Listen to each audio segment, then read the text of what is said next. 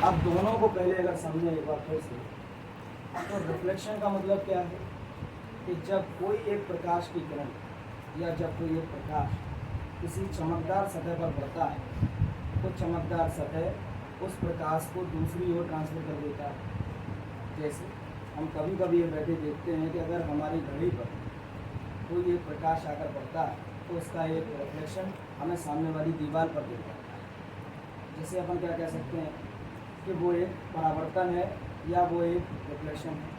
अब अगली बात इस पार्ट में क्या और दी गई है, रिफ्लेक्शन।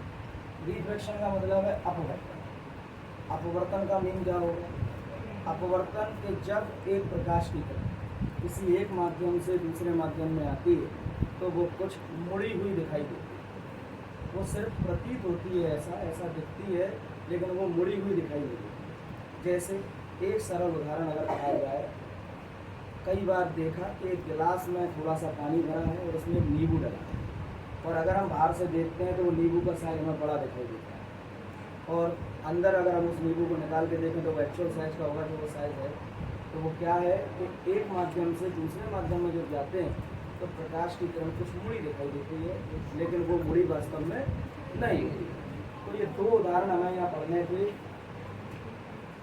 ये बता रहे हैं कि प्रकाश की किरण कैसी है, या तो वो किसी एक रेखा से दूसरी रेखा तक चली जाएगी, सीधे आएगी और सीधे चली जाएगी, या दूसरे केस में वो मुड़ी हुई दिखाई देगी। लेकिन उससे पहले लाइट को अगर देखा जाए तो लाइट क्या है, लाइट क्या है, लाइट माने एक प्रकाश, एक उजाला, एक वो चमकती हुई लाइट या वो एक चमकता हुआ उजाला जो हमें किसी भी ऑब्जेक्ट को देखने में मदद कर सकता है, हम उसे लाइट कहते हैं। इससे पिछले चैप्टर में अपन इलेक्ट्रिसिटी पढ़ा था, जहाँ लाइट का जिक्र नहीं, केवल सिर्फ करंट का जिक्र था, चार्जों का जिक्र था, और वहाँ जो एक आर्टिफिशियल लाइट है जिसका प्रयोग हम उस समय करते हैं कि जब सनलाइट चली जाती है, तब हम अपने समस्त कार्यों को करने के लिए जिस ऊर्जा का प्रयोग करते हैं उसे हम वहाँ इलेक्ट्रिसिटी या विद्युत ऊर्जा कह सकते थे। यहाँ जितनी भी बातें अपन इस पार्ट में पढ़ेंगे वो सारी बातें जो हैं वो केवल और केवल उस डे लाइट पर होगी जो आपके दिन के समय उपस्थित होती है, यानी कि प्रकाश के विषय पर बात की जाएगी। तो किताब ने भी ऐसा कहा कि we see a variety of object in the world around us. हम तमाम प्रकार की वस्तुओं को देखने का कार्य करते हैं, या हमारे आसपास तमाम प्रकार की वस्तुएं हमें दिखाई देती हैं। However we are unable to see anything in the dark room.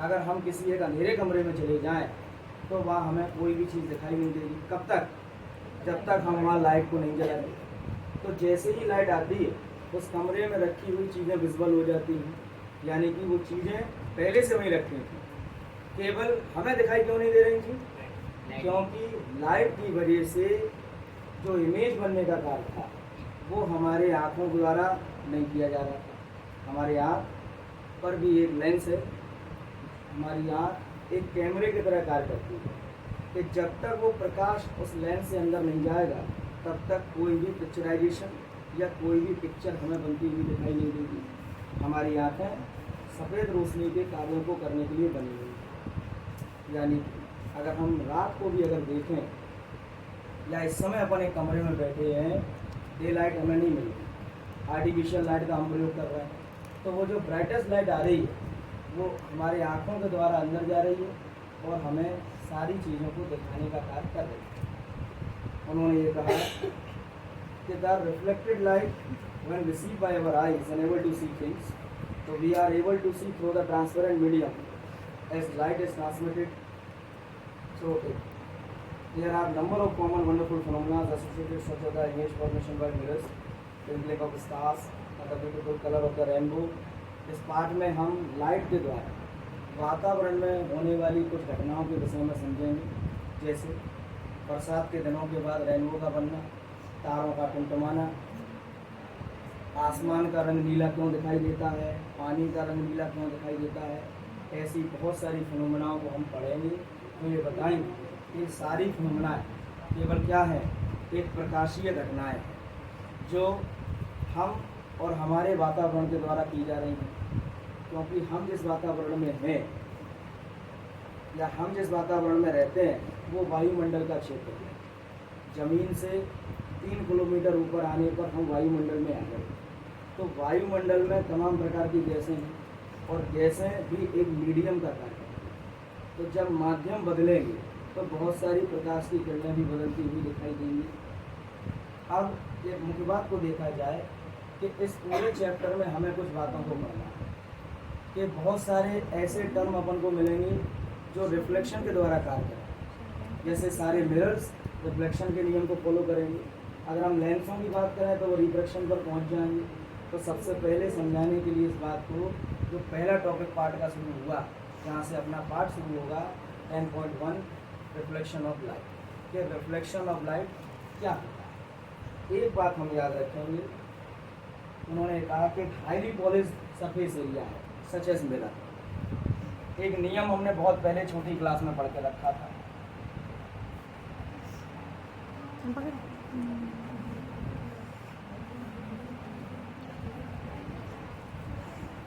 एक मिरर जिसका उपयोग अपन रोज अपने घर पर करते हैं, रोज अपन उसको देखते हैं। मिरर पर एक सतह चमकदार है और एक सतह जो है वो चमकदार नहीं होगी, यानी कि एक पॉलिश्ड होगी और एक सतह चमकदार होगी।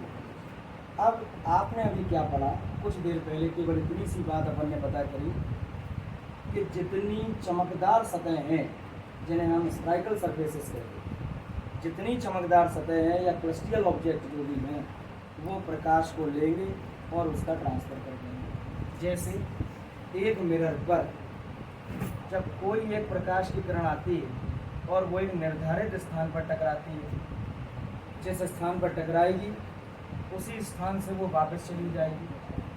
तो जो रे आ रही थी इंसिडेंट करी, जैसे हम इंसिडेंट रे कहेंगे, जैसे आई और आर कह सकते हैं।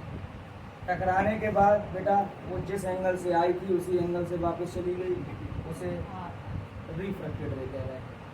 बीच में एक पॉइंट बनता हुआ दिखाई देता है, जहाँ जिस स्थान पर वो आकर टकराती है उसे हम नॉर्मल पॉइंट कहते हैं, और बीच में डॉटेड लाइन के द्वारा हम इसे रिप्रेजेंट करते हैं। इस नियम को हम लॉ ऑफ रिफ्लेक्शन कहते हैं। नियम क्या है? Angle I is always equal to angle R. Angle I हमेशा एंगल आर का पालन करें। और जितनी चमकदार सतह हैं, जितने चमकदार वस्तुएं हैं, वो सब इस नियम का पालन करें। जैसे इलेक्ट्रिसिटी में अपन ने ओम का नियम पढ़ा था, सारी मशीनें ओम के नियम का पालन करती हैं, लेकिन चमकदार सतह किसका पालन करेंगी? इस नियम के दो भाग। पहला भाग क्या होगा कि the angle of incidence is equal to the angle of reflection. Angle of incidence is always equal to angle of reflection. इसे आप एंगल आई कह सकते हैं और इसे आप एंगल आर कह सकते हैं। Number 2, the incident ray, the normal to the mirror at the point of incidence and the reflected ray all lie in the same place। दूसरे नियम में क्या कह रहे हैं वो कि एक इंसिडेंट रे जब एक मिरर पर आकर टकराती तो वो एक नॉर्मल पॉइंट पर टकराए। नॉर्मल पॉइंट पर टकराने के बाद वो जितने एंगल से आई थी उतने ही एंगल से वो दूसरी ओर जाती हुई दिखाई देगी। ये सारा नियम हम स्पाइकल मिरर्स के लिए पढ़ते हैं, या आप उसे चमकदार सतह कह सकते हैं।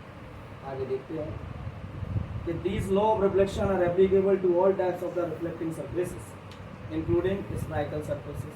ये नियम उन सभी चमकदार सतहों पर लागू होगा जिनके विषय पर आप चर्चा करते हैं। अब वो एक कांच का टुकड़ा हो या वो किसी मेटल का एक टुकड़ा हो, अगर वो चमकदार है तो वो इस नियम का पालन करता होगा।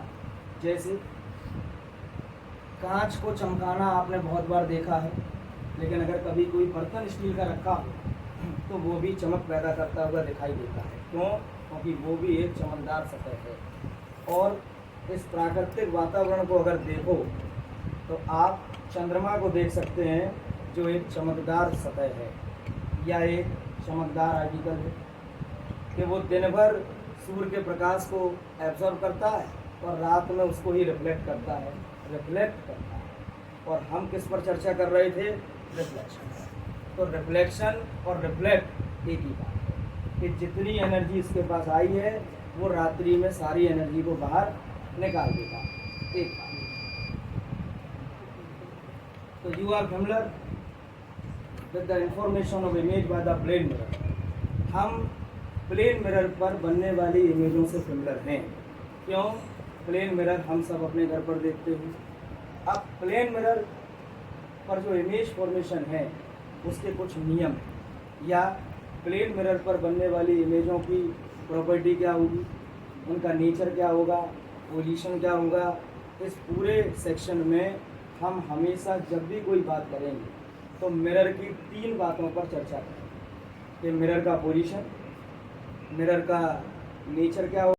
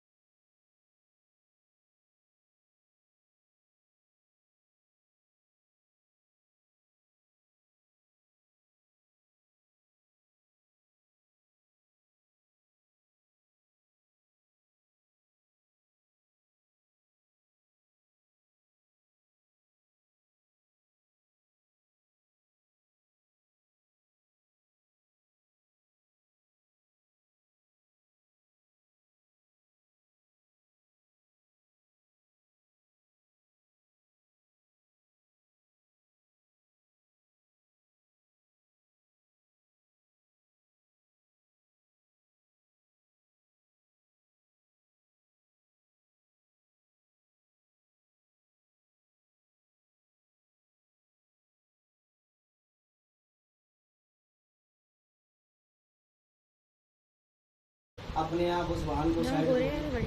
तो ये लेटरली इन्वर्शन का नियम है। कैसे समझेंगे कि भाई कौन चमकदार सतह है और कौन ना चमकदार है? हम हमेशा भूल जाते हैं कि चमकदार सतह क्या होगी और एक पॉलिश सतह क्या होगी। कुछ उदाहरण यहाँ दिए जा रहे हैं कि try to view the your face is the curve surface. एक चम्मच को लीजिए और उसका जो कर्व सरफेस हो उस पर पहले आप अपने फेस को देखने की कोशिश कीजिए कैसा दिखाई दे रहा है। फिर आप उसे पलट कर देखिए कि भाई कैसा दिखाई दे रहा है। दोनों इमेजों का अंतर करिए। कहीं आपको इमेज कहीं दूर जाती हुई दिखाई देगी और कहीं आपको बहुत पास और बड़ी आती हुई दिखाई देगी। दूर जाएगी तो छोटी हो जाएगी और पास आएगी तो बड़ी दिखाई देगी। ये ऐसा क्यों हो रहा है? तो do you get the image, it is smaller और लार्जर? क्या आपको छोटी इमेज मिली या बड़ा इमेज मिला? तो move the spoon slowly away from your face, अपने फेस से उस मेरा चम्मच को या स्पून को धीरे धीरे दूर कीजिए और फिर आप उसमें अपने चेहरे को ऑब्जर्व कीजिए। रिवर्स द स्पून, चम्मच को घुमा लीजिए और फिर एक्टिविटी को पुनः कीजिए। तो compare the characteristics of the image of the two surfaces, उन दोनों सतहों की आप इमेजों का अध्ययन कीजिए कि इमेज कैसी दिखे। तो क्या कहा गया कि the curve surface of a shining spoon would be considered as a curve mirror. The most commonly used type of the curve mirror is a spherical mirror. The reflecting surface of such mirror can be considered to form the part of the surface of a sphere. आप जो भी mirror की बात करेंगे तो आप केवल एक स्ट्रक्चर की बात करेंगे, क्योंकि आप केवल उसके एक स्पेयर की बात कर रहे हैं, आप पूरे की बात नहीं कर रहे। तो यहाँ दो प्रकार की बातें दिखाई देंगी। जैसे अगर एक चम्मच को देखा जाए तो चम्मच ऐसी तो है, तो एक सतह गड्ढेदार है और एक सतह उभरी हुई है। अगर ये सतह पर चमकीलापन है तो ये पॉलिश्ड होगी, और अगर यहाँ चमकीलापन है तो ये पॉलिश्ड होगा। जैसे अगर इसको देखा जाए तो अगर ये एक चमकदार सतह है तो पॉलिश्ड यहाँ होगा, ठीक। और अगर ये चमकदार सतह है अंदर की तो पॉलिश कहाँ होगा? इन दोनों के ही नाम अलग अलग हो जाएंगे। इनके नाम कैसे अलग होंगे वो देखते हैं।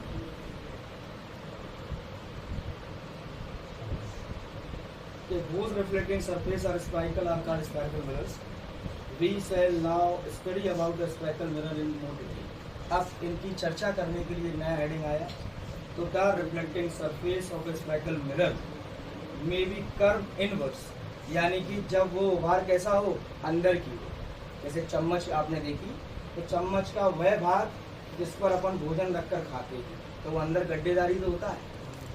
और आउटवर्ड्स दो सतह होंगी, एक अंदर की ओर और एक बाहर, यानी एक अंदर गड्ढेदार होगी और ऊपर कैसी होगी?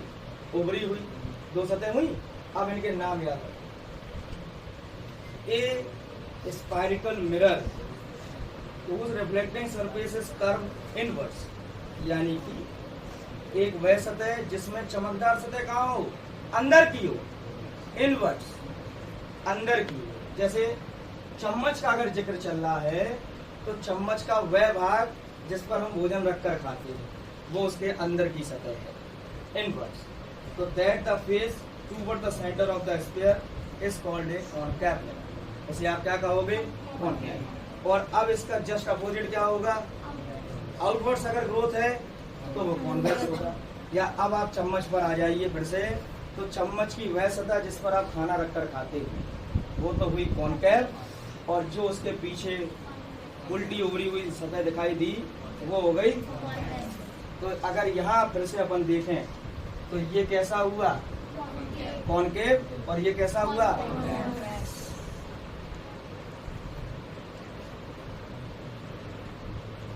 एक बात और याद रखो परीक्षा की दृष्टि से, कि परीक्षा जब होती है अगर इनके ये निशान मिटा दिए जाएं तो तुम कैसे पहचानोगे कि मिरर कैसा है? लिखा कुछ नहीं होता। जब मल्टीपल आती है तो चित्र आता है तो लिखा कुछ नहीं होता। अब जैसे इसको साफ कर दिया जाए और कहीं कुछ नहीं दिया जाए तो हम कैसे पहचानेंगे? क्योंकि अगर तुम इधर से देखोगे इधर वाले के लिए ये कॉनकेव हो जाएगा और इधर वाले के लिए ये कॉनकेव है, पलट जाएंगे ऐसे। जो आदमी इधर से देख रहा है उसको ये कॉनकेव दिखेगा और जो इधर से देखेगा उसके लिए ये कॉन्वेक्स होगा, यानी कि दोनों चमकदार सतह बदल जाएंगी। तो यहाँ तुम्हें सिर्फ एक बात याद रखनी चाहिए, या चित्र को बड़े गौर से देखा जाए तो हमेशा एक बात देखी जाती है कि जहाँ चमकदार सतह होती है उसकी बाउंड्री ज़्यादा डार्क होती है। यानी ये जो चमकदार सतह है वो आपको ज़्यादा डार्क दी जाएगी और बाहर की जो सतह होगी वो कम डार्क होगी, यानी कि चमकदार सतह को ज़्यादा बोल्ड करके दिखाया जाएगा और उसके बगल वाले को कम। तो परीक्षा में अपन ध्यान रखने के लिए क्या कर सकते हैं कि जब ये स्ट्रक्चर्स जहाँ डार्क हमें दिखें तो वो समझा जाए वो सरफेस कैसा है, चमकदार है, और उसके पीछे वाला कैसा होगा, पॉलिश होगा। ठीक। अब एक बात और देखो कि ए स्पाइकल mirror whose reflecting surface is curved outwards is called a convex mirror. So the systematic representation of these mirror in your book figure 10.1 अपन ने बोर्ड पे भी बना के देखे हैं। तो you may note in these diagram in the back of the mirror is shaded. आप इन्हें मिरर्स को देखकर पहचान सकते हैं कि कौन भाई शेडेड है और कौन सा भाग उसका चमकदार सतह होगा। ठीक।